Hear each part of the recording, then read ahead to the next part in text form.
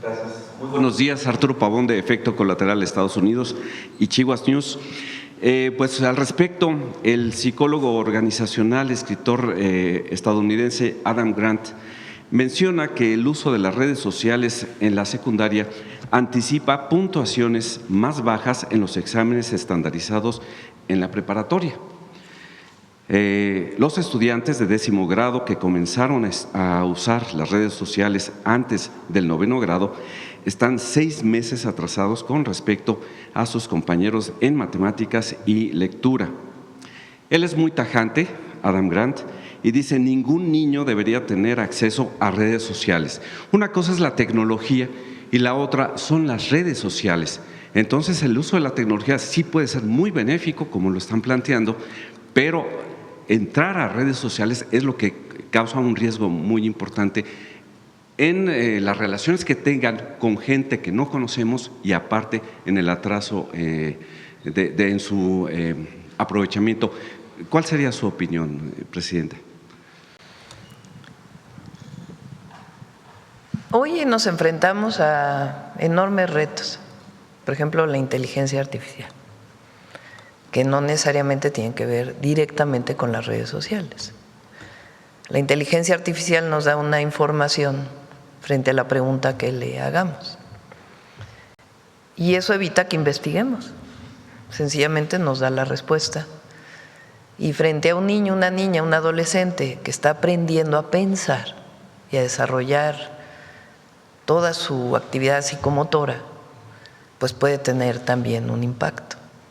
Y al mismo tiempo las redes sociales o el scrolling infinito de que movemos con el pulgar la pantalla y podemos estar horas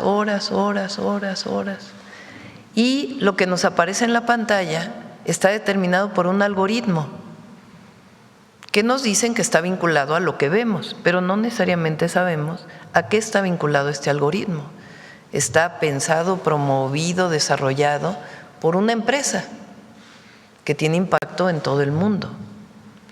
Por eso es indispensable no solamente el tema de las redes sociales y el impacto que puede tener en el desarrollo de una niña o un niño, si tengo suficientes me gusta, si no tengo suficientes me gusta, si tengo seguidores y la competencia que esto puede generar o la visualización de un tipo de belleza o de un tipo de forma de ser que es aceptado por unos y no por otros. Todo esto tiene su impacto, pero también la inteligencia artificial tiene su impacto. Por eso es indispensable que esto sigamos discutiéndolo como sociedad.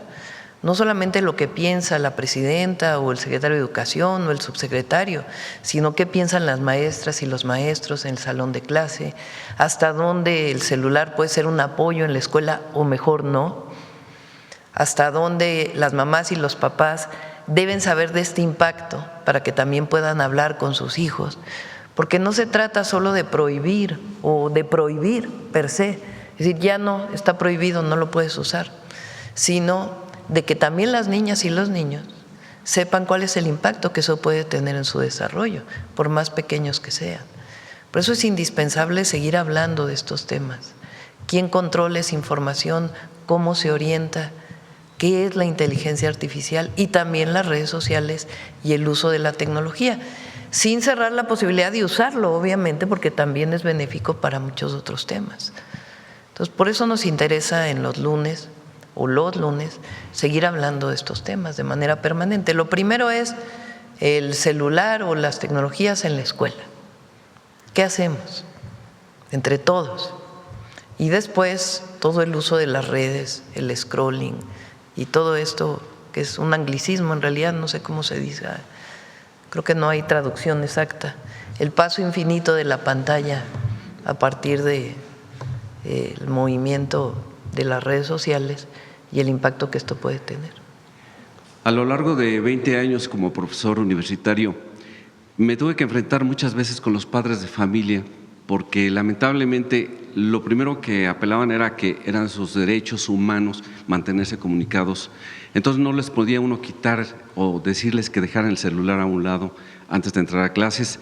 Y en segundo lugar, pues era la presunción de llevar el equipo más avanzado, ¿cómo podemos llegarle a las familias para que dejen ese tipo de pensamientos?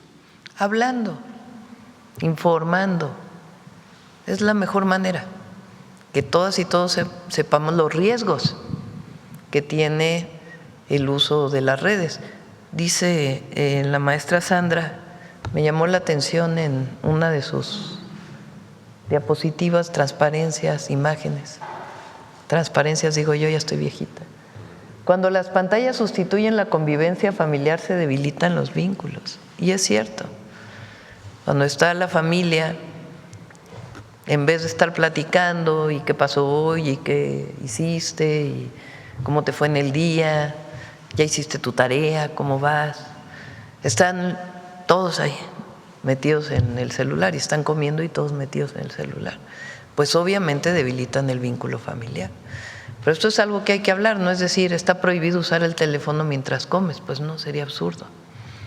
Pero sí decir, hay impactos cuando sustituyes la convivencia familiar por el uso de la tecnología. Fue algo que se profundizó durante la pandemia. Sí, pero ahora más, porque hay muchas nuevas herramientas en las redes, en las plataformas. No existía la inteligencia artificial durante la pandemia, hoy existe y cada vez está más desarrollada. A mí me impactó muchísimo en una encuesta que hizo la Subsecretaría de Educación Superior, que los jóvenes lo usan como psicólogo. Es decir, le preguntan a la inteligencia artificial en el que existe, me siento deprimido, ¿qué hago? Y por más que pueda ser útil la inteligencia artificial para distintas herramientas, sustituir a un profesional o por la inteligencia, pues también tiene sus riesgos, puede tener su apoyo, pero también tiene sus riesgos. Entonces, tenemos que estar muy atentos a este desarrollo, porque finalmente es el impacto de nuestras generaciones y de las generaciones futuras en el desarrollo del país y del planeta, de la humanidad. Hace algunos años escuché una frase que decía que las computadoras cometen el error de pensar que el humano no comete errores. Y es que la inteligencia artificial se alimenta simplemente de lo que está en las redes. Lo único que hace es arreglarlo o redactarlo de una manera un poco más humana sin tener esa inteligencia real. No nada más a los niños habría que quitarles los dispositivos, hay gente que también, hay adultos y adultos muy mayores sí, que deberían de dejar las redes o les den un manazo, como Vicente Fox, que sigue diciendo, insistiendo. No, imagínense, no, tiene libertad de escribir en las redes lo que él quiera. Sí. Sigue insistiendo ya en que lo evalúe la ciudadanía. A nosotros los adultos mayores nos tienen que poner a trabajar y que sí, somos una bola de, como lo ha dicho siempre, ¿no? Como si él tuviera unas manos muy, muy pequeñitas. Pues es esta idea de la derecha, de los conservadores, que los programas de bienestar no deberían existir. Y esta idea muy absurda de que el pobre es pobre porque no trabaja. Cuando si alguien trabaja, pues es justamente el que vive en la pobreza. Es un sistema que evitó que aunque trabajaras más de 8 horas diarias, no podías tener lo mínimo indispensable, entre otras cosas porque el salario mínimo no aumentó durante tantos años. En fin, es algo que hemos hablado en muchas ocasiones. Son 2 proyectos de nación, de país y de humanidad. 2 proyectos. Un proyecto humanista que le da la mano al que se quedó atrás y otro proyecto que solo piensa en la competencia, en la avaricia en realidad, como la forma de desarrollo de un país. 2 modelos distintos y la gente pues siempre puede elegir entre uno y otro. Aunque la derecha siempre está en contra de los adultos mayores, parece, porque la ex candidata del PRIAN pues también insultó a los adultos mayores diciendo que si no habíamos tenido una casa después de los 60 pues éramos muy torpes, y eso es una tesis de ellos. de siempre. Presidenta, pues ya nada más para terminar, preguntarle cómo le fue con la jornada forestal. Por ahí hay un video, estuvo muy bonito. Ayer nos quedamos como a 1,5 kilómetros porque ya había muchísimos autos estacionados, nos la aventamos caminando para llegar al lugar donde fue la reforestación, ahí en el Iztapopo. Aproveché porque ayer fue el Día Internacional de los Pueblos Indígenas para proponer que el Paso de Cortés se renombre por el Paso de los Pueblos Indígenas. Algunos se molestaron ahí. ¿El PAN? No, algunos comentócratas también. Pero el nombre de las calles, los monumentos, las referencias que tenemos, pues hablan de la sociedad. ¿Cuál es nuestra referencia? Más mucho antes de Cortés, que ni Carlos V reconoció, o más bien lo reconoció como un salvaje, por propiciar las matanzas que propició, por marcar a los niños. A ver si tienes ahí el de Carlos V de nuevo. Carlos I de España. ¿Por qué el pueblo de México va a tener esa como referencia? Porque además antes de Cortés, por ahí pasaban los indígenas, evidentemente, era el paso. Y sí refleja a quién veneramos, a quién no. Entonces, una propuesta. Le pedí a Luisa María que viera dónde tiene que escribirse eso, si es una propuesta en ley, tendría que aprobarse. Pero sí tiene que ver con una visión. Y quien se molesta, pues venera a Hernán Cortés, ¿no? Esa es su referencia. Y nosotros estamos en un momento distinto en la historia de México de reconocer a los pueblos indígenas, que ya se reconocieron en la Constitución como sujeto de derecho pleno, y ahora hay que reconocerlo en la historia, la referencia de lo que significa, y en el futuro, en el presente y en el futuro, y por qué ahí están los grandes valores que todavía afortunadamente tenemos las y los mexicanos. Esto es año 1548. Don Carlos, rey I de España, V de Alemania, etcétera, usted, presidente, y oidores de nuestra audiencia real de la Nueva España, salud y gracia. Sepan que en el juicio de residencia que por nuestro mandato se tomó a don Hernando Cortés Marqués del Valle, ya difunto, murió el 2 de diciembre de 1547, del tiempo en que fue capitán y gobernador de esa tierra, entre los cargos que le fueron hechos se le pusieron 5, el uno de los cuales fue que estando dicho don Hernando en Tepeaca es en Puebla, vino allí de cierta entrada un Cristóbal de Olid, del cual había traído muchos indios e indias que había tomado pacíficamente, los cuales eran del pueblo de Cachula, Cholula en realidad, y que traídos el dicho don Hernando había hecho apartar de los dichos indios a 400 hombres que eran para pelear, y los había hecho matar, todos, y los otros que habían quedado, que eran mujeres y niños, en una cantidad de hasta 3,000, los había hecho herrar, es decir, marcar con hierro, como esclavos. Y el otro cargo fue que estando en Texcoco, el dicho marqués, después que perdió esa Ciudad de México, y antes de que volviese a ganarla por segunda vez, había enviado a Gonzalo de Sandoval, ya difunto, a Capulculca, por cierta madera, para hacer unos bergantines, y que por orden del dicho marqués, estando los indios de dicho pueblo y pueblos a él sujetos en paz, y los trajo a dicho pueblo de Texcoco, donde los hizo esclavos porque había matado a 2 españoles. bueno, nada más lo de arriba, había hecho apartar de los dichos indios a 400 hombres que eran para pelear y los había hecho matar. Y los otros que habían quedado, que eran mujeres y niños, en una cantidad de hasta 3,000, los había hecho marcar.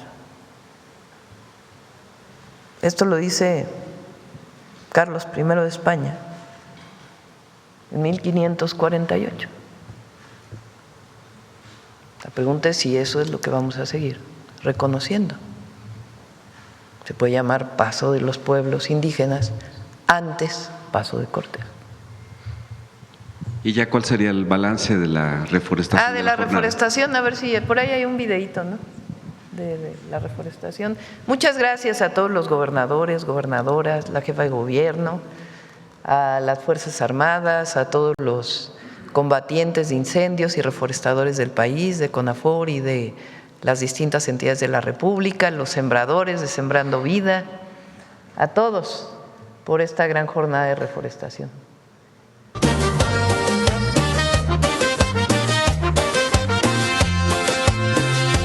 Mira la tierra, ya quiere sanar, prepara tus manos para sembrar. Un árbol nace donde hay corazón y crece más fuerte con tu unión. Este domingo no puedes faltar, con tu familia ven a plantar, sembrando vida por todo México vamos a andar. Este domingo 9 de agosto sembrando en México.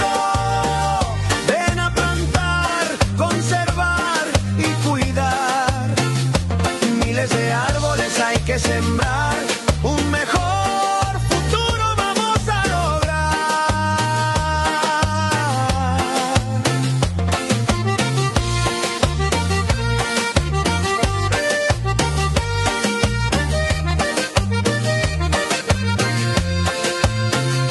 Siembra una semilla, dale su lugar, agua en la raíz, déjala brotar.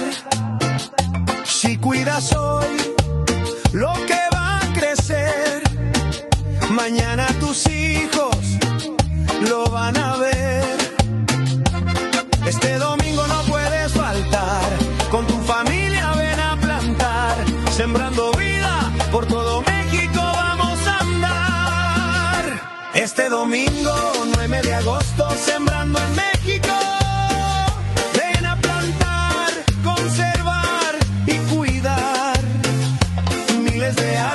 Hay que sembrar un mejor futuro, vamos a lograr.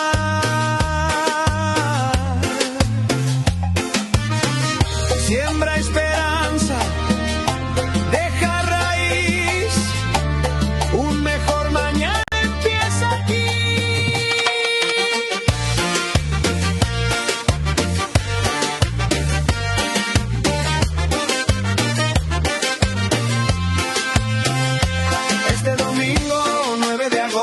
Sembrando en México, ven a plantar, conservar y cuidar. Vamos a la otra pregunta. Gracias. A ver, vamos. ¿Quién más? ¿Quién más? ¿Quién más? A ver, el compañero.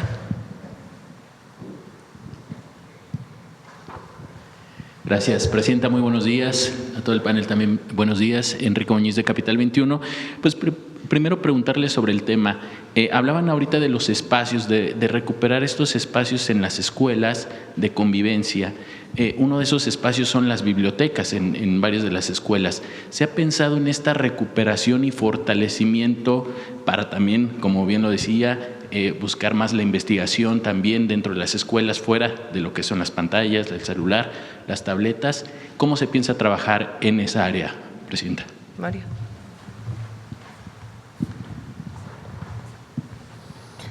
El Fondo de Cultura Económica nos ha ayudado muchísimo a llevar libros a las escuelas con la colección que hizo recientemente. A muchas preparatorias estamos llevando libros. Y la Presidenta nos ha instruido, en el caso de educación básica, a fortalecer las habilidades de lectoescritura. Vamos a promover más la lectura en los niños, en las niñas, que es una manera también, digamos, de balancear este uso excesivo de las pantallas, lograr la concentración, la atención en la lectura de los libros. Recuerdo que en Ciudad de México, todavía como jefa de gobierno, usted implementó un programa de ir a leer en las escuelas. También aquí como presidenta ya pues se hizo un trabajo similar. ¿Dará continuidad a esos trabajos también? Va a iniciar apenas. Está pensado principalmente para tercero de secundaria y educación media superior, pero podemos ampliarlo a la educación básica. La idea es que igual todos los gobiernos estatales y el gobierno federal estamos proponiendo que un día a la semana, los lunes, haya un espacio donde maestras y maestros puedan hablar con sus alumnos, particularmente en tercero de secundaria y en media superior, de lo que llamamos el ABC de las emociones, que aquí lo platicamos y lo vamos a presentar ahora antes de la entrada a clases. Tiene que ver con la salud mental y justamente con orientar a los jóvenes de cuáles son los impactos del uso excesivo de las plataformas digitales y cómo reorientar la lectura. Acompañado de ello, el objetivo es que servidores públicos vayan a las escuelas, a todas las escuelas, a leer. Ya se escogieron los textos para poder leer sobre distintos temas a las y a los jóvenes. También voy a ir yo a leer los lunes, quizás no todos, pero sí por lo menos una vez al mes, para poder ir a compartir la lectura con niñas, niños, jóvenes. Fue muy importante la campaña que se hizo contra el consumo de fentanilo, muy relevante, tuvo muchísimo impacto. Ahora esta campaña va también al uso del cristal o la metanfetamina, pero no solamente queremos que sea contra las adicciones, sino que realmente sea una intervención de todas y todos para los vínculos afectivos entre los jóvenes y la familia, los jóvenes y otras personas, y dejar a un lado las plataformas digitales que generan tanta ansiedad. Entonces sí es parte del ABC de las emociones que vamos a ir a leer a las escuelas. Muy bien, presidenta. Bueno, y retomando también el tema de estos renombramientos de sitios que hacen referencia a la conquista, Colón, Hernán Cortés, ¿se ha pensado en otros sitios que también puedan ser identificados y renombrados para principalmente hacer honor y reconocimiento a los pueblos indígenas y que quede fuera pues esta parte del reconocimiento que hasta ahorita se le da con estos nombramientos, como Paso de Cortés, por ejemplo? ¿Se ha pensado en otros lugares? Hoy sale en el Reforma como criticándome de cambios que hice cuando fui jefa de gobierno y ahora como presidenta. Y qué bueno que sale porque estoy muy orgullosa de ellos. Hablaba, cuando nosotros crecimos, íbamos a conocer el árbol de la Noche Triste, donde había llorado Hernán Cortés su derrota por parte de los indígenas mexicas. Y nosotros lo rebautizamos como la Noche Victoriosa. Había un paso que se llamaba el Puente de Alvarado. Alvarado fue el responsable de la masacre del Templo Mayor. Cuando sale Hernán Cortés y se queda Alvarado a cargo, viene la fiesta y en plena fiesta viene una masacre. Pues ¿cómo va a llamarse Puente de Alvarado a alguien que propició una masacre de este tipo? Y sí lo renombramos como México Tenochtitlan. Igual el Zócalo le pusimos Zócalo Tenochtitlan, pues en un reconocimiento de la historia. Entonces ahora pues sí, al Paso de Cortés la propuesta es que se llame Paso de los Pueblos Indígenas, porque que dice como sociedad que sigamos reconociendo al conquistador que propició, que ni siquiera fue reconocido en España por las masacres que cometió. Entonces, por eso es paso de los pueblos indígenas, antes paso de Cortés. Ok, presidente. Y en un último tema, preguntarle, bueno, pues han concluido los Juegos Centroamericanos y del Caribe con una actuación de los deportistas mexicanos de récord. Le pedí, ¿sí va a venir el miércoles? Miércoles. Le pedí a Rommel que a ver si pueden venir también algunos de los deportistas que sacaron medallas de oro, pero si no, viene Rommel a platicar, récord histórico en los centroamericanos. Muchas felicidades a todas y a todos los deportistas que pusieron en alto la bandera nacional. ¿Habrá un tipo de reconocimiento también de otro tipo? Vamos a juntarnos con ellos. Casi todos tienen becas. Estoy platicando con Rommel, lo que ellos decidan, lo que sea mejor para ellas y ellos para seguir en la competencia. Y finalmente, ¿cómo seguir fortaleciendo el trabajo de estos deportistas para que no solo se quede en centroamericano, sino también en algún momento se pueda tener resultados mayores en Juegos Olímpicos, que ya son competencias mayores? Rommel está haciendo un gran trabajo al frente de la CONADE y lo que ha buscado es que puedan ir al mayor número de competencias posibles, la mayor, obviamente de acuerdo a al avance que tengan y a los puntajes que puedan tener de las propias federaciones, como se hacen las competencias deportivas, pero que puedan tener todos los apoyos para ir a las competencias. Entonces estamos buscando todos los apoyos posibles que puedan tener y al mismo tiempo pues las becas, son de distinto nivel las becas, también para que puedan dedicarse al deporte, si así lo desean. Muy bien, presidenta, muchas gracias. Gracias. Vamos por acá, a ver la compañera.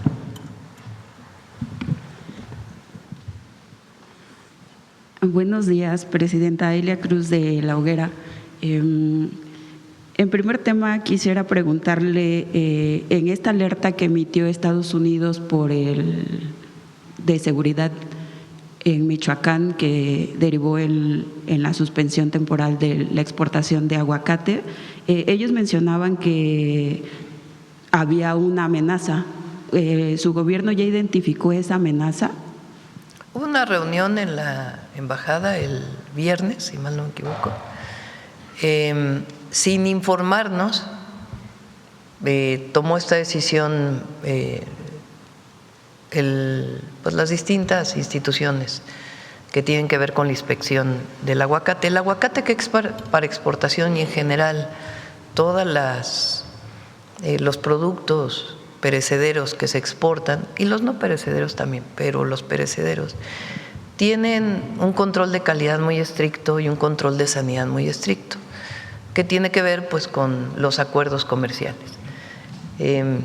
Para ello pues hay inspecciones sanitarias que las hace en México Senacica, que es la institución que se dedica a la inspección sanitaria por parte de la Secretaría de Agricultura, y al mismo tiempo inspectores ya sea mexicanos contratados por las agencias de Estados Unidos sanitarias o también pueden ser estadounidenses que están en México que se dedican a la inspección en la cadena productiva del aguacate de exportación y de otros productos. Lo que plantearon, que no lo informaron previamente, es que algunos de estos inspectores habían tenido amenazas. Yo me reuní con la asociación que se dedica donde están organizados todos los productores y empacadores de aguacate para exportación. Esta reunión ya la teníamos y justo se da el día en que ya la teníamos programada y justo se da esta situación por parte de las instituciones del gobierno de Estados Unidos. Y ahí hablamos, como lo mencioné aquí en la mañanera, hay una zona en donde se tiene mayor vigilancia, que está alrededor de Uruapan, en donde bajó mucho la extorsión, pero hay otra zona en donde en el último mes había crecido temas como la extorsión. Por eso me reuní con ellos, junto con la Defensa y la Secretaría de Seguridad, para poder atender, incluso personal de la Fiscalía, para poder atender este tema. y al mismo tiempo se dio este retiro. Entonces, de por sí ya estábamos atendiendo el tema, se tomó una decisión, incluso el día que estuvieron conmigo, después se quedaron trabajando para ver dónde se fortalecía la vigilancia y cómo fortalecíamos todo el apoyo que se requiere, y al mismo tiempo para los productores y los empacadores, y al mismo tiempo, cuando se da este llamado, pues pedí al secretario Omar que hablara, estaba Roberto fuera de México, entonces a Relaciones Exteriores y a Seguridad, que pudieran hablar con el embajador para poderse sentar a ver exactamente qué es lo que estaba pasando. Se sentaron el viernes y ya se planteó de algunas personas que habían recibido algunas amenazas y se les va a dar toda la seguridad para que no haya problema. Y esta mesa se queda de manera permanente para garantizar la exportación del aguacate y también que todas las personas tengan seguridad. Entonces el acuerdo fue justamente eso, que les van a dar protección de seguridad, únicamente eso, para que vuelvan todos los inspectores. A todo en realidad, porque es a los productores, a los empacadores y también pues a los inspectores, tanto de Senacica como de esta, no recuerdo ahorita cómo se llama, pero es una organización que se dedica a la inspección que viene de Estados Unidos. Entonces se acordó la seguridad, ya se abrieron 45 empacadoras para su exportación y creo que son 60 y tantas, las que siguen también esperamos que se abran esta semana. ¿Les mencionaron qué grupo criminal los estaba amenazando? Bueno, eso ya lo puede informar la Secretaría. Presidenta, ¿usted no ve una intencionalidad distinta, aparte de la seguridad, por parte de Estados Unidos con este tema del aguacate, que se suma quizá a la acusación o el señalamiento que hacen de las lechugas mexicanas con este brote que dicen que inició en Guanajuato, y sumado también recientemente con lo de salmonelosis con los chiles? Esperemos que no, vamos a ponerlo así, y que en todo caso pues atendemos si es que hay algún problema, pero ya explicó aquí la Secretaría de Salud que las lechugas mexicanas o las lechugas de esta empresa, de donde pudo haber brotado esta… Ciclospora. Sí, pero no es bacteria, es otra… Parásito. Este parásito no venía de ahí, que ya se demostró que no venía de ahí. En el caso igual de los chiles serranos tampoco hasta ahora se ha presentado ningún problema. Entonces pues hay que dar la información y esperemos que no tengan ninguna otra intención. Gracias, Presidenta. En otro tema, quisiera preguntarle ahora que regresó el canciller Roberto Velasco de Brasil, ¿ya tienen una fecha para la firma del acuerdo convenio con Petrobras y si se confirma que usted visitará Brasil? Me voy a reunir hoy con Roberto para platicarme, estuvo en la reunión de seguridad en la mañana, pero ya no tuvimos oportunidad de ver exactamente qué es lo que está faltando para la firma del convenio con Petrobras y les informo en la semana. Ok, muchas gracias. En otro tema también quisiera preguntarle, la semana pasada usted mencionaba que la consejera jurídica iba a seguir manteniendo estas conversaciones con la CIR para ver, digamos, sus cuestionamientos acerca de los lineamientos de la ley de audiencias. ¿Su gobierno está abierto a hacer cambios en caso de que lo pidieran? Sí, y no solo la Cámara, también se han recibido de otras organizaciones o personas comentarios. Por eso esta consulta pública, para que se perfeccione el derecho de las audiencias. Y ese es el objetivo. Entonces, en la semana vendrá Luisa María para poder platicar de qué cambios, si es necesario, se harían a los lineamientos. ¿Estaría dispuesta quizás a ceder en el asunto de que tengan un defensor de las audiencias o del código de… Eso ya viene en la ley, eso no está a discusión. O sea, en la ley ya viene el código de ética y el derecho de las audiencias a tener un defensor de audiencias en cada empresa televisora o de radiodifusión. Eso ya está en la ley. Incluso la Cámara estuvo de acuerdo con lo que se aprobó. La Cámara de la Industria de la Radio y la Televisión estuvo de acuerdo con lo que se aprobó, hubo discusiones incluso en el Congreso, y estuvo de acuerdo con lo que se firmó o con el contenido de la ley, estuvieron de acuerdo. Ahora lo que está planteado es los lineamientos para que eso se cumpla. Entonces están a consulta pública y pues evidentemente es en el marco de lo que se aprobó en la ley. Finalmente, Presidenta, hace semanas usted ha anunciado junto al secretario de Infraestructura, Comunicaciones y Transporte, el director de Conagua, la inversión histórica que están haciendo en el oriente de la ciudad y el Estado de México. Quisiera preguntarle si dentro de todas estas obras que están realizando en esa zona, sobre todo sobre la avenida Zaragoza, contemplan una exactamente antes de subir el puente de la Concordia, porque esa zona es muy conflictiva, siempre se inunda, cada año ocurre eso. Si tienen planteado algo para justamente esa zona. De hecho, hay una parte que ya está funcionando. El año pasado hubo inundaciones en esa zona y tardó mucho tiempo en bajar el nivel del agua. Ahora hubo cierto nivel, pero de inmediato pudo desalojarse el agua. Entonces, si quieren, otro día invitamos nuevamente a Conagua para que expliquen dos cosas. Uno es el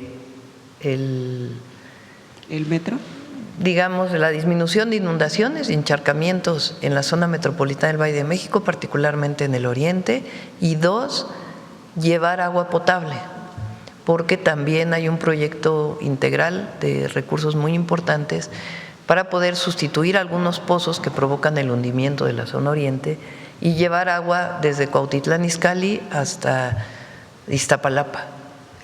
Estuve en el lago de Guadalupe hace unos días. Es una presa que se hizo por el general Lázaro Cárdenas para evitar inundaciones en el Valle de México, y es una presa que se alimenta principalmente con agua de lluvia. Tiene algunos niveles de contaminación de drenajes que llegan de colonias que fueron creciendo alrededor del lago. Se están haciendo los drenajes marginales para que no llegue al lago de Guadalupe y al mismo tiempo utilizar esa agua de lluvia, que pueden llegar a ser 3 metros cúbicos por segundo, para retornarlos al uso tanto de Cuautitlán como de otras regiones de la zona metropolitana. ¿Cuándo se iniciarán las obras? Porque también lo había mencionado usted, de la línea A del metro, que también se inundó hace 15 días.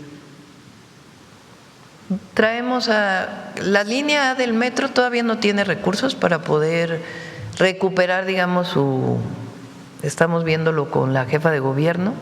En este momento estamos destinando para la Ciudad de México, obviamente, lo que se destinó para terminar el tren insurgente de Santa Fe a Observatorio, los recursos para el tren Lechería AIFA, que aunque es en el Estado de México, ayuda mucho a la Ciudad de México. La línea 12 del metro, que es una línea que ya lleva muchísimo tiempo hacia el poniente, hacia Mixcoac, que la estamos construyendo desde el Gobierno de México, y la línea 4 del cablebús, que va por Tlalpan. Ese recurso para infraestructura, más aparte los 1.500 millones que se dieron, igual que a Jalisco y a Nuevo León, para la línea 2 del metro. Toda esa inversión está en este momento en la Ciudad de México, y por supuesto el tren Ciudad de México-Querétaro pues va a beneficiar también a muchos habitantes de la Ciudad de México. La parte de la línea A, pues tenemos que ver en qué momento podemos destinarle recursos para recuperar su… dado que es Avenida Zaragoza o Calzada Zaragoza, tiene hundimientos, entonces la idea es que se pueda recuperar para que pueda recuperar velocidad la línea. Todavía estamos platicando eso con la Ciudad de México, pero lo que tiene que ver con la inundación en Los Reyes La Paz, que justamente es ahí una de las estaciones del metro de la línea donde se inunda, eso ya se está trabajando, ya tiene todos los recursos, y es parte de lo que visitamos hace poco en Nezahualcóyotl, lo que se hizo en la presa del Salado o en el vaso de regulación del Salado. Todo eso se está trabajando en este momento. Gracias, Presidenta. Buenas. Gracias. Vamos de este lado. A ver, ¿quién está? A ver, la compañera. Muchas gracias, Presidenta. Yaret Arciniega, de Revista Fortuna. Presidenta, sabemos que esta regulación, este tema de la discusión, va enfocado principalmente a niños y adolescentes que han sufrido pues por este uso intensivo de las plataformas y las redes sociales. Sin embargo, pues también sabemos que los adultos han sufrido pues parte de las afectaciones del uso de estas redes sociales, de estas plataformas digitales. Y en este sentido, Presidenta, preguntarle, en febrero usted habló de la necesidad de regular el uso de bots en redes sociales, particularmente durante las campañas electorales. Ahora que se retoma este debate sobre la regulación de plataformas, ¿se contempla establecer reglas específicas para cuentas automatizadas, granjas de bots, campañas coordinadas de desinformación, y qué autoridad sería la encargada de detectarlas y de sancionarlas? En el plan A de la reforma electoral, que no se aprobó, decía que cuando se use inteligencia artificial debería aparecer en grande esta propaganda, esta publicación está hecha con inteligencia artificial, porque ahora es muy pequeñito lo que aparece y a veces ni siquiera aparece. No se aprobó esto y pues para las campañas ya le correspondería al INE o al INE esencialmente pues hacer lineamientos generales, porque es la institución encargada de ello. No sé si lo harán o no lo harán, pero en todo caso les correspondería a ellos. Ya la parte legislativa para esta campaña ya no podrá aprobarse, porque ya no es la fecha para poderlo hacer para esta campaña electoral. De todas maneras, sigo pensando que es importante que tenga por lo menos la inteligencia artificial, pues la publicación de qué es inteligencia artificial. Pero esta discusión va más allá incluso de las campañas electorales. Tiene que ver con la convivencia y las relaciones humanas que están siendo afectadas por todos estos mecanismos. ¿A quién tenemos que proteger primero? Pues a las niñas y a los niños. Y particularmente ya hay ¿cuántos estados que han regulado el uso de? 16 estados que ya lo pusieron en sus normas, que en la escuela no se pueden utilizar los celulares. Entonces podemos empezar por ahí. Además, estos estados son de todos los partidos políticos. Hay de aquellos que provienen del PAN, del Movimiento Ciudadano, del PRI, de Morena. Quiere decir pues que hay un inicio de acuerdo en todas y todos, por lo menos partidos, pues de regular el uso de los celulares en las escuelas. De todas maneras, a nosotros nos interesa que no solamente venga desde la autoridad, sino que mamás y papás sepan pues cuál es el impacto, y también los jóvenes y las niñas y los niños, del uso excesivo de los celulares, que hoy están pues cerca de 7 horas en el celular, 7 horas que no están haciendo otra cosa más que ver el celular. Entonces están sustituyendo un tiempo que antes era de raciocinio, de pensamiento, de ejercicio mental y físico, por la pantalla. Entonces es indispensable que sigamos hablando de esto. Ya después de que veamos las escuelas y la discusión del impacto que tiene en el aprendizaje y el comportamiento de las niñas y los niños y los jóvenes, pues ya podemos hablar después de inteligencia artificial y otras regulaciones que también ya hay en muchísimos países del mundo y que me parece indispensable que México lo tenga. Y mientras más de consenso sea, mejor, porque yo creo que muchísimas personas, no importa por quién voten, digamos, en una elección, están de acuerdo que debe haber una regulación. Bueno, lo dice el Papa León XIV en su encíclica de cómo hay monopolios muy poquitos que controlan los algoritmos y lo que se ve en las pantallas y el impacto que esto puede tener en general en la sociedad. Presidenta, sobre el impacto financiero precisamente del uso de los celulares, quisiera preguntar si se ha analizado junto con la Conducef la necesidad de aumentar la alfabetización de los adultos que durante y después de la pandemia también sufrieron adicción y influenciados por la manipulación de los algoritmos, pues se vieron dirigidos a invertir en criptomonedas. Bueno, es algo, vamos a preguntarle a la Secretaría de Hacienda. Muchas gracias, Presidenta. Presidenta, en los últimos meses hemos visto la clausura de escuelas mal llamadas militarizadas por denuncias de abusos físicos contra menores. En este contexto me gustaría retomar el caso del exprofesor de La Salle, Francisco Serrano Limón, que pues es un caso que vuelve a poner sobre la mesa las denuncias de abuso sexual en las escuelas. Presidenta, ¿su gobierno contempla fortalecer la supervisión de este tipo de escuelas y establecer protocolos pues más estrictos para prevenir este tipo de casos, para denunciar y para la atención de estas denuncias? Con su permiso, Presidenta, son dos temas. Primero, las escuelas militarizadas, advertimos que no está contemplado en ninguna ley como modelo educativo. Entonces, le pedimos a las autoridades estatales, que son las responsables de emitir los REBOEs, de que aquellas escuelas que no quisieran cambiar tienen que ser clausuradas, cerradas. Y algunas de estas militarizadas sí tienen cierto reconocimiento en comunidades educativas. Ellos tienen que transformarse ahora de conceptos militares a conceptos cívicos, ciudadanos y basados en el humanismo mexicano. No tenemos ningún conflicto con ninguna autoridad estatal. Hemos platicado con Aguascalientes, con Zacatecas, con Nuevo León, con Guanajuato, que es donde había este tipo de escuelas, y ya están ellos transformando toda su currícula, toda su organización, y no solo el nombre, porque el nombre es como consecuencia.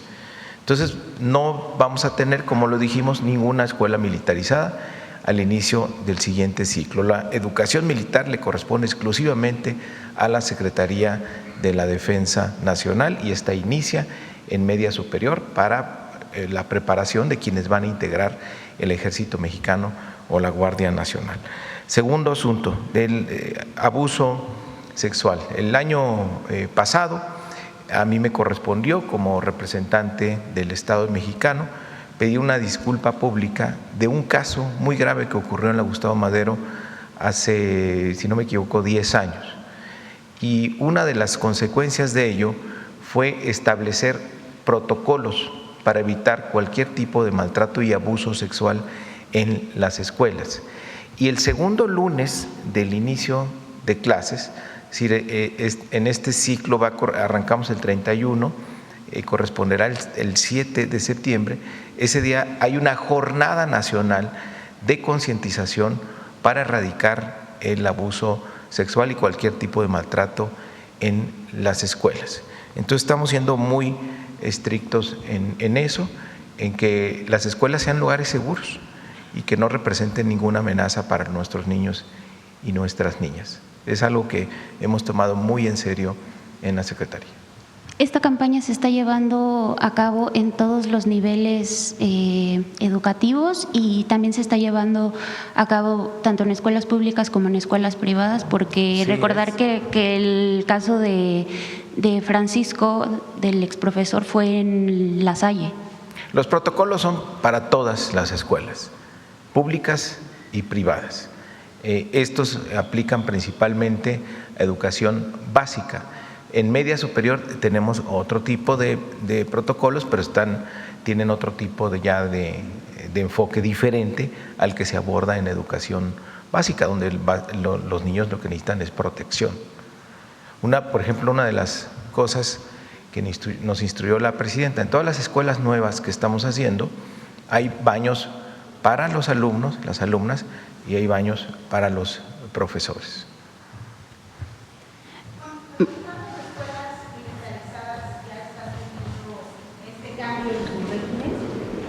Teníamos 26 escuelas y todas están bueno, hay una que ha sido clausurada por el gobierno de Tamaulipas, pero las demás están ya en transformación. Hay un acompañamiento por parte de las autoridades estatales y también de nosotros para que logren esa transformación, porque pues no queremos tampoco dejar sin opciones educativas a las y los jóvenes, sobre todo en aquellas que tienen cierto reconocimiento, pero sí valores cívicos, ciudadanos y el humanismo mexicano es lo que va a preservar, porque detrás de este concepto militar y aparentemente de disciplina, en algunos casos lo que había era abusos, era maltratos y era violencia. Entonces, ninguna escuela que bajo algún concepto disfrace este tipo de abusos y violencia no se va a permitir. Tenemos que proteger a los jóvenes y a los adolescentes, a los niños y a las niñas. Hay 26 escuelas en el país. Básico y algunas en media superior también. Todas, hemos hablado con todas las autoridades, no tenemos ningún conflicto con ninguna. Se ha entendido que, digamos, esta fue pues escuelas que estuvieron al margen de la ley, pero ahora estamos poniendo orden en ello. Muchas gracias, secretario. Se lo pregunto también porque en este caso existen dudas sobre posibles conflictos de interés, presidenta. Hay un funcionario, Jorge Nader Curi, quien fue director de la Facultad de Derecho y posteriormente abogado general de la Universidad La Salle, es decir, tuvo responsabilidades jurídicas dentro de la institución cuando comenzaron a surgir estas denuncias contra Serrano Limón. Después, presidenta, integró el Consejo Ciudadano de la Ciudad de México y actualmente dirige el INACIPE. Preguntarle sobre esto, ¿considera necesario revisar la actuación de este funcionario durante las investigaciones y pues si fue adecuada o si existió algún conflicto de interés que pudiera haber afectado la confianza de las víctimas? Si quieres, te pediría que me des más información sobre este caso que interesa y me comprometo a hacer la investigación de qué pasó con todos los casos e investigaciones. Muchas gracias. Muchas gracias, presidenta. Buen día. Bueno, dos más, si quieren. A ver, la compañera.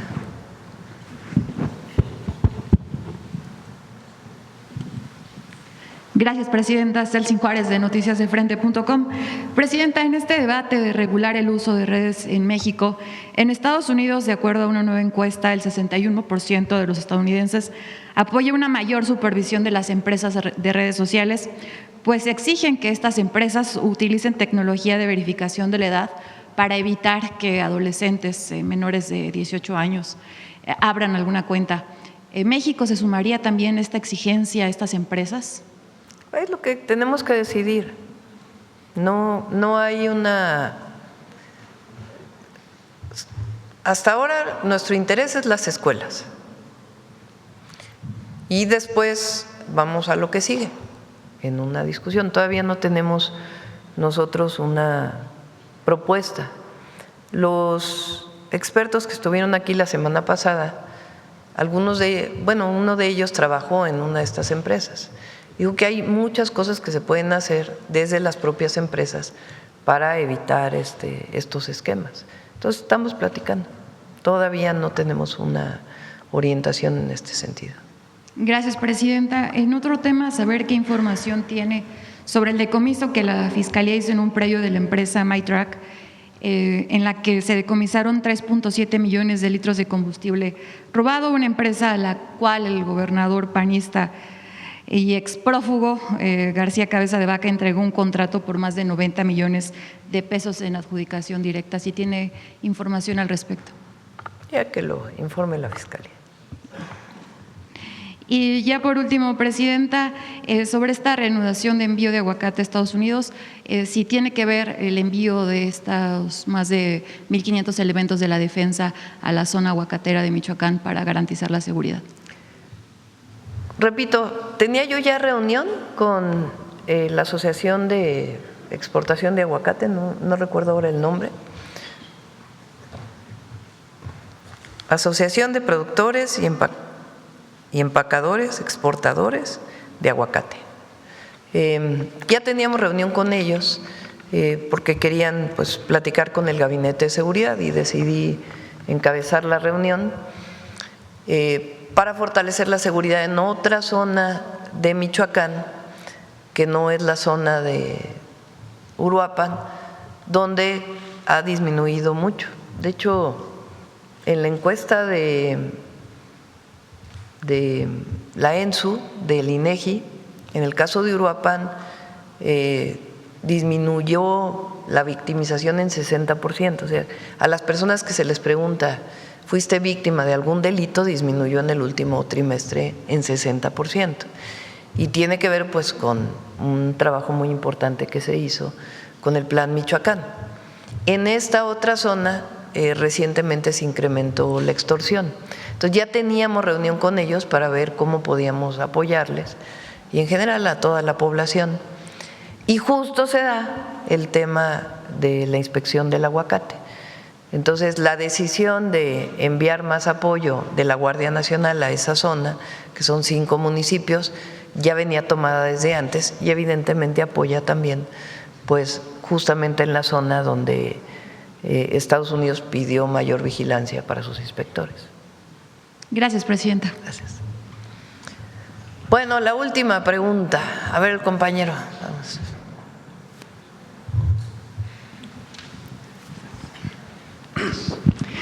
Gracias, presidenta. Carlos Padilla, de la revista Zócalo. Con regularidad conocemos versiones, noticias de acciones de niños o adolescentes que cometen delitos o son influenciados por las redes sociales. Aprovechando la visita tan importante de las maestras, no sé si tengan alguna experiencia que hayan conocido de cerca, alguna situación de crisis manifestada por niños o adolescentes por el uso excesivo o presunto uso excesivo de las redes sociales. No sé si quisieran citar algún caso.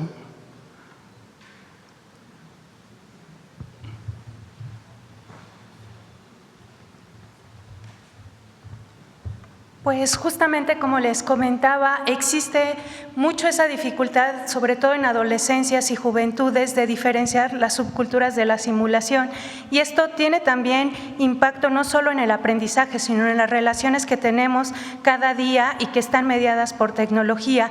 Están presentes violencias digitales, están presentes también algunos cuestionamientos que tienen que ver con cómo nos relacionamos sin saber quién está detrás de la pantalla.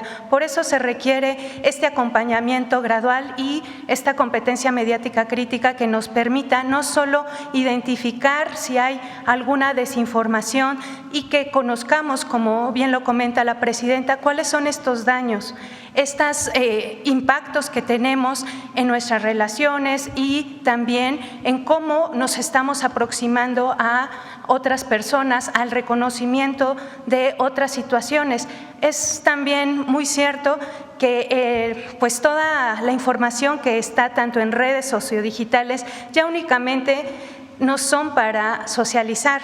Existen algunos estudios y algunas propuestas, por ejemplo, de autoras como Dana Boyd, que presenta justamente que estos medios y estas redes ya son parasociales, que si vemos las actuales generaciones ya no las usan para este tipo de comunicaciones, a veces únicamente es para este consumo y para mantenerse al día. Entonces esto representa otro tipo de riesgos y también, bueno, una responsabilidad compartida tanto con escuelas y con familias, porque como les comentaba, muchas de estas situaciones pues están y se van a la familia. ¿Qué sucede cuando esta familia pues está en una situación y condiciones complicadas de vulnerabilidad, de brechas tecnológicas o que no existe el suficiente capital cultural y social para estar mediando estos usos? Pues es justo donde entra la escuela para poder equiparar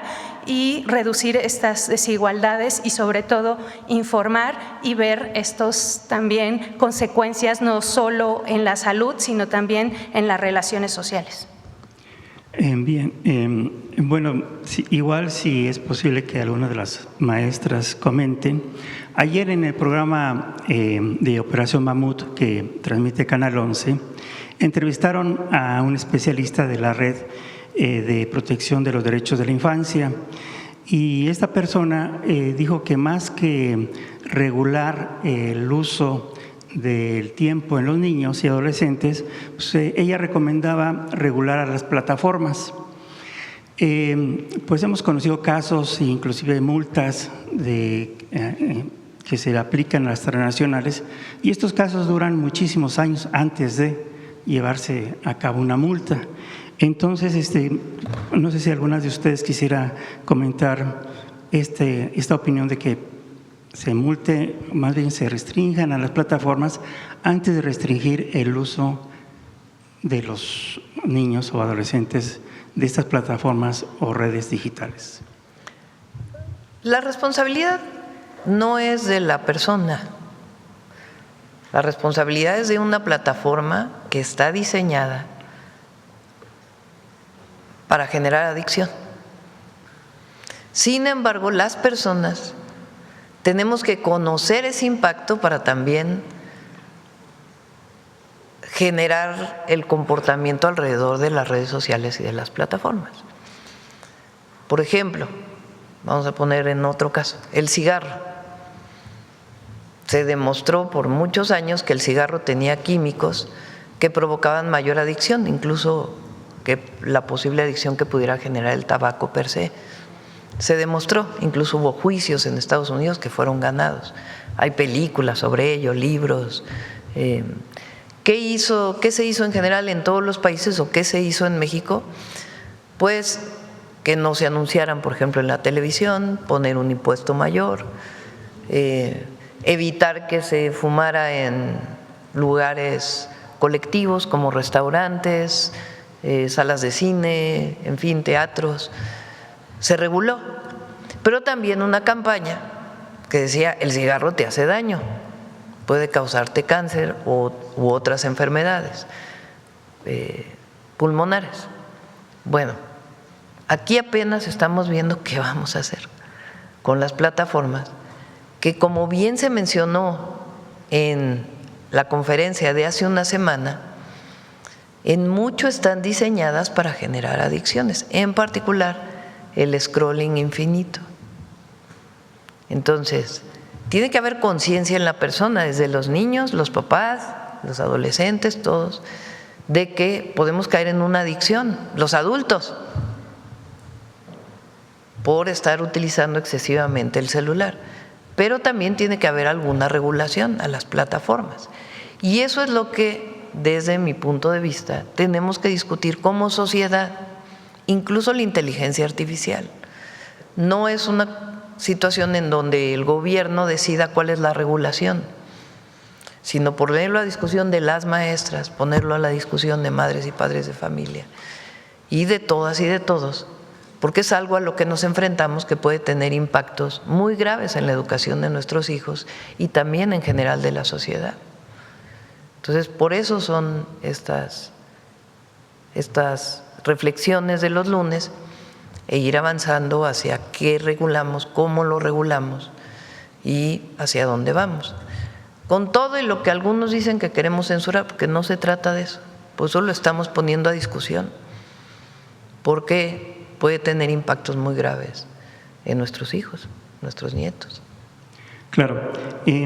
Presidente, si me permite preguntarle al secretario Mario Delgado, no es nuevo el impacto y los daños que provocan las redes sociales, el Internet, y desde hace mucho tiempo las asociaciones profesionales que defienden el derecho a la información han recomendado materias como alfabetización mediática en las primarias o inclusive en los kinder. No sé si ya haya una materia, no sé si es de interés de la Secretaría, establecer ya como un criterio general una materia, un libro, particularmente de alfabetización mediática, que precisamente prevenga de este tipo de riesgos. No sé qué ha hecho la Secretaría, por favor. Algo aquí a lo que se refirieron las maestras es cómo formar una cultura digital, esta alfabetización digital, y que los niños puedan entender cómo funciona la tecnología, qué ocurre detrás de las pantallas, para preservar siempre el pensamiento crítico. No hay una materia en particular y no podríamos pensar en que vamos a hacer una materia en particular para el desarrollo de esto, sino como parte de… ¿Por qué no pensar en eso? Si ya se comenta en todo el mundo los riesgos. ¿Perdón? ¿Por qué no pensar en una materia si en todo el mundo ya se alerta acerca de eso? Sí, podría ser, sobre todo por lo que se ha dicho aquí, de cómo el uso de la tecnología bien aplicado con fines pedagógicos puede ser útil. Entonces, ese es, digamos, por eso es el dilema de las plataformas. Se puede discutir cómo utilizar la tecnología de buena manera con fines pedagógicos, y eso va generando una cultura y una alfabetización digital como la que tú estás comentando. Yo creo que es algo que podemos discutir y por qué no incluirlo, ¿no? Gracias. Bueno, humanismo mexicano.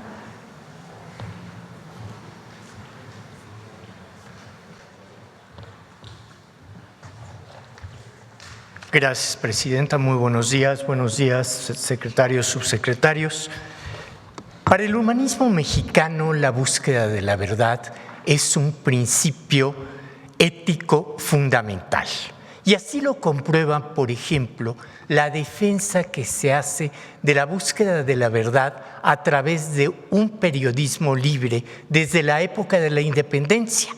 No hay que perder de vista que El Despertador Americano, nuestro primer periódico insurgente desde diciembre de 1810, lo que busca es informar de manera puntual y cabal la verdad que estaba predicando en ese momento el cura Hidalgo en la lucha por la independencia, en contra de la mentira que la Gaceta de México propiciaba a través de sus páginas y a través de un personaje muy nefasto que se llama José María Calzada, al cual el padre Servando Teresa de Mier le acredita todas las fake news que publica en la Gaceta en contra de los insurgentes.